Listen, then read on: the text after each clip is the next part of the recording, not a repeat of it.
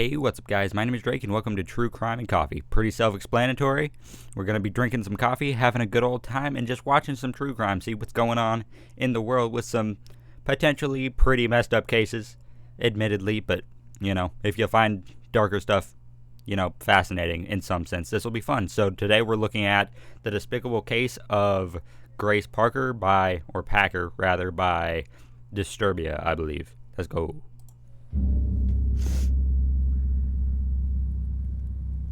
I recently discovered this case and was rather surprised by the lack of coverage it seemed to have received.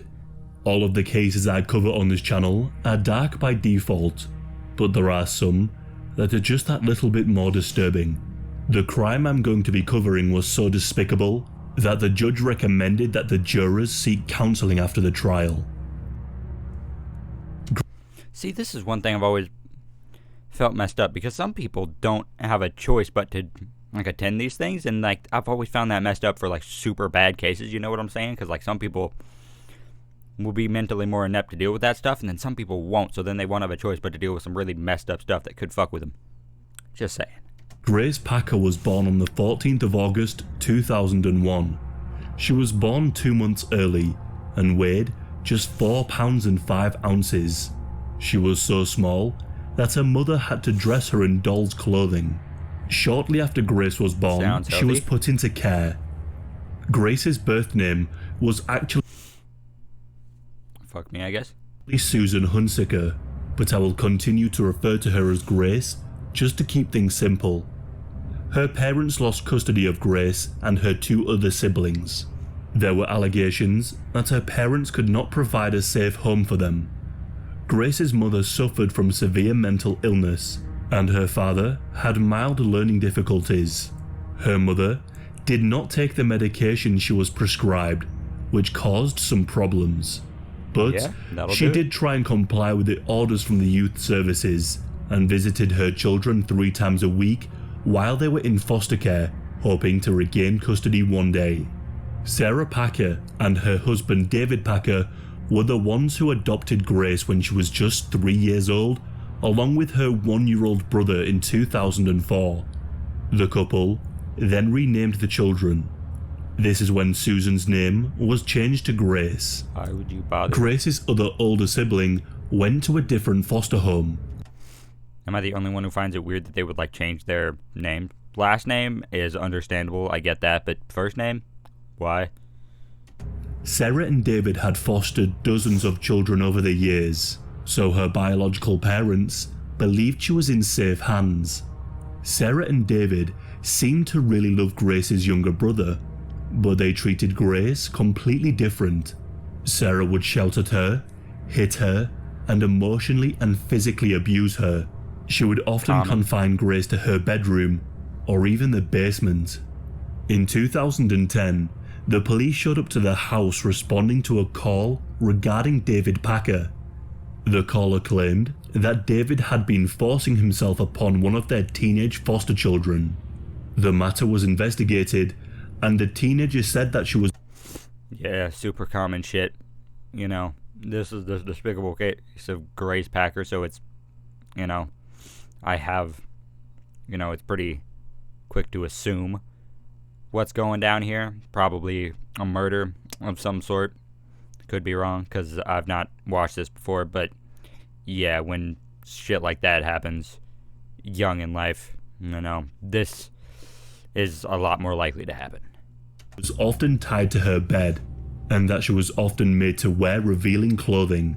She was made to sleep in the room directly across from David's room.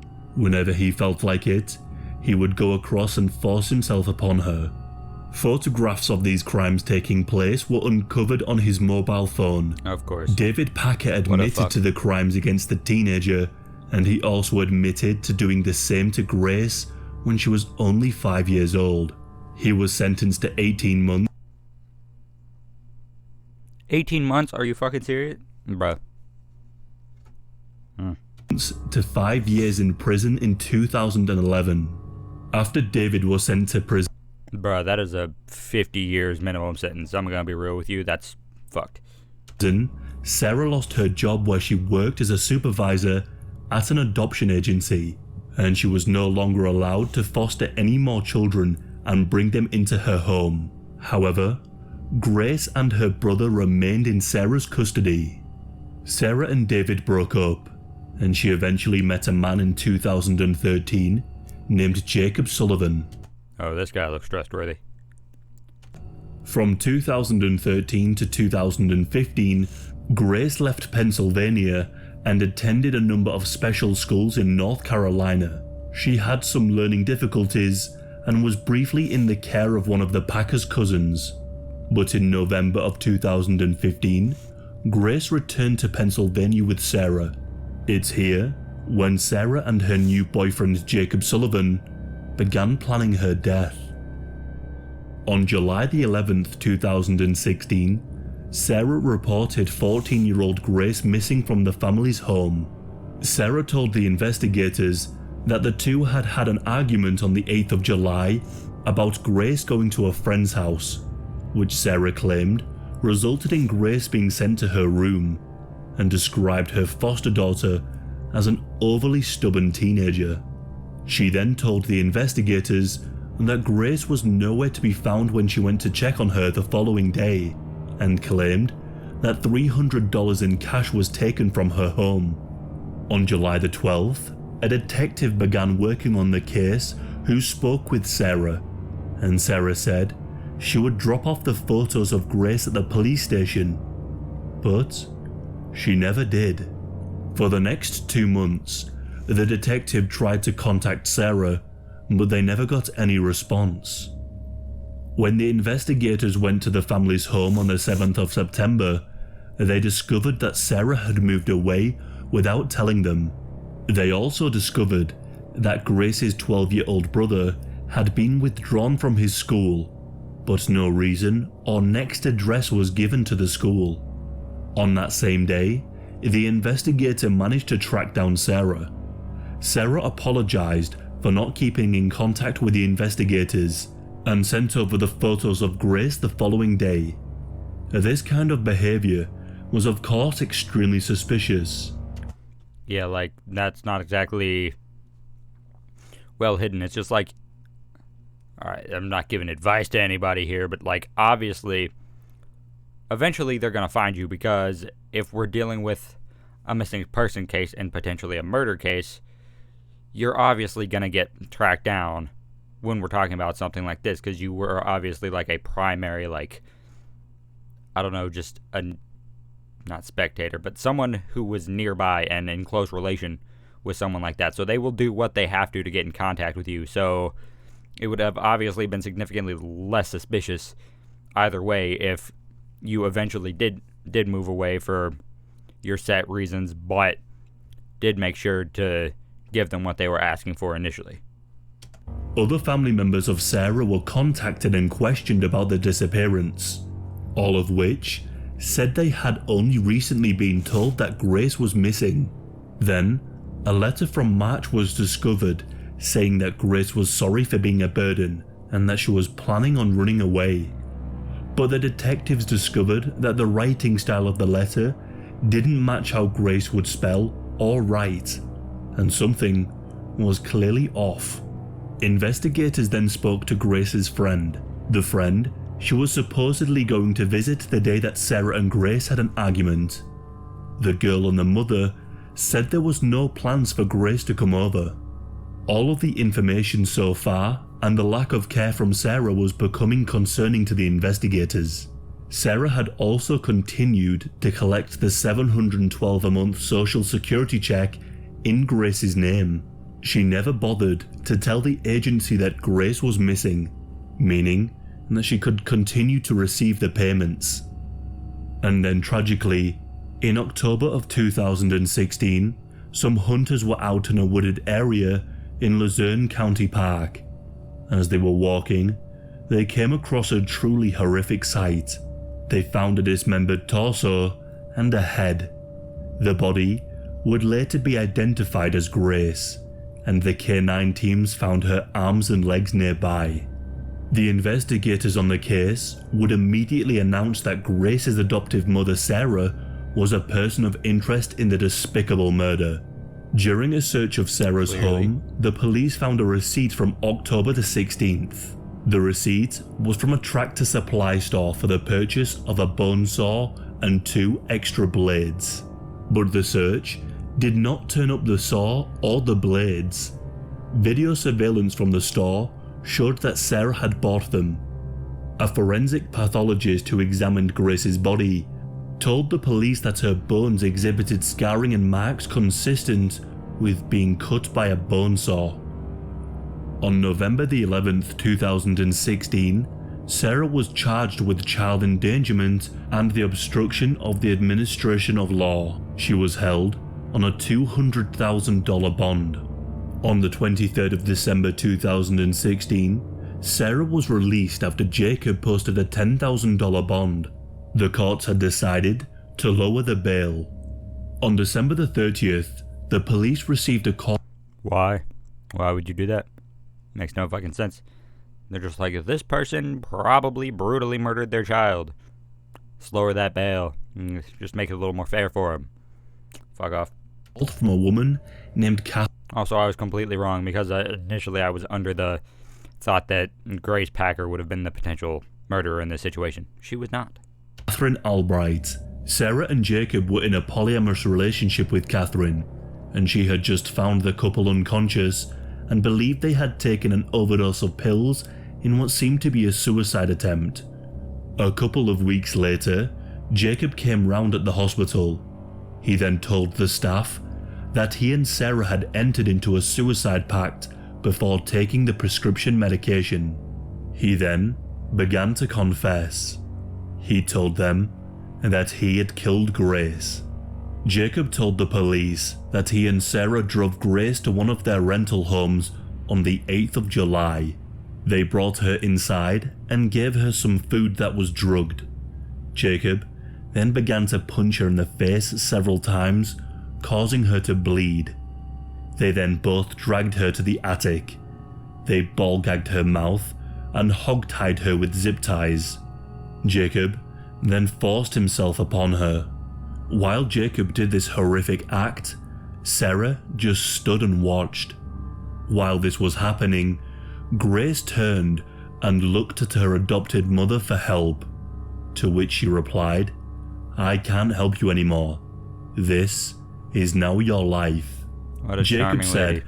that Sarah seemed to enjoy what was happening. Initially, the couple had planned to keep Grace locked up in the hot attic for Jacob to enact his twisted fantasies upon her whenever he wanted. But they both decided that it would be best for Grace to die. The pair left her tied up and drugged in the dark, sweltering attic, alone and terrified. They were hoping that the drugs and heat would kill her. The next day, they came back to check on Grace, only to discover that she had broken free of her zip ties and had spat out the gag. Jacob grabbed her, put her in a chokehold, and squeezed the life out of her. After Grace had passed, the couple stored the body in cat litter to absorb the smell of Grace's body as it began to decompose. It's then when Sarah purchased the bone saw to cut up the body and dump Grace in the woods where the hunters would later find her remains. Sarah and Jacob were arrested, and both were denied bail. During the trial, the court heard the disturbing details and the timeline of Grace's last moments. Jacob pleaded guilty to murder. He said that Grace was a nightmare child, and the couple just didn't want to deal with her anymore, but that they also wanted to continue receiving the money they got for caring for Grace. During the sentencing phase, These people are so fucked up, fam. So fucked up. Like, ridiculous. part of Jacob's confession would be played out in which he could be heard laughing as he reminisced the night they took Grace's life, and how Grace looked to Sarah for help when he did what he did. During Sarah's trial, she told the jury that she hated Grace, and she made a statement. She said Grace had become, for a lack of a better word, a non-entity. She just didn't exist anymore. I wanted her to go away. Sarah had offered up Grace to Jacob. She said she was scared of losing him, so this was a way to keep him around. She then said that she got caught up in his fantasies. But the prosecutors would prove that Sarah was far more than just an onlooker in what happened to Grace. They believed that she pushed and encouraged Jacob to do what he did. She wanted to see her adopted daughter suffer. They discovered Facebook messages between Sarah and another man, in which he offered him a virgin. Sarah had fostered around 30 children over the years. Jacob was sentenced to death. The judge stated, "You have no soul. I have never said that to another human being in my life, and I hope I don't have to say it again." In April of 2020, That judge is smart. Death sentence. Listen, a lot of people are against it, but you know what? Fuck these people. Jacob passed away from heart complications in prison. It's sad that a little bit of prison justice was not served. Sarah pleaded guilty to the murder and was sentenced to life in prison.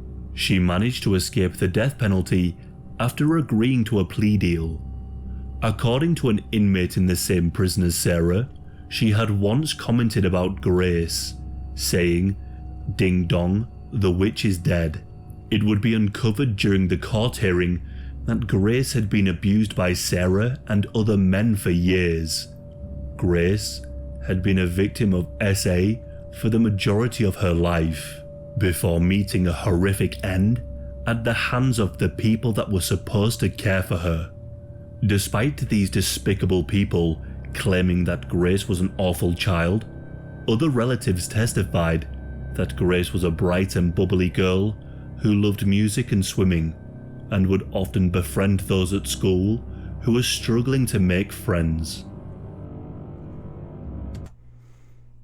Alright, so first episode of True Crime and Coffee, not exactly starting it off on the hottest note, but as you can imagine, when we're talking about true crime cases, it's not going to be nice almost any of the time. But yeah, the despicable case of Grace Packer. What are your thoughts on it? Let me know in the comments, and also let me know what we should watch next. You know, channels, cases, let me know. Cases specifically on a certain channel. Don't care. Thank you to Disturbian for the video. Peace.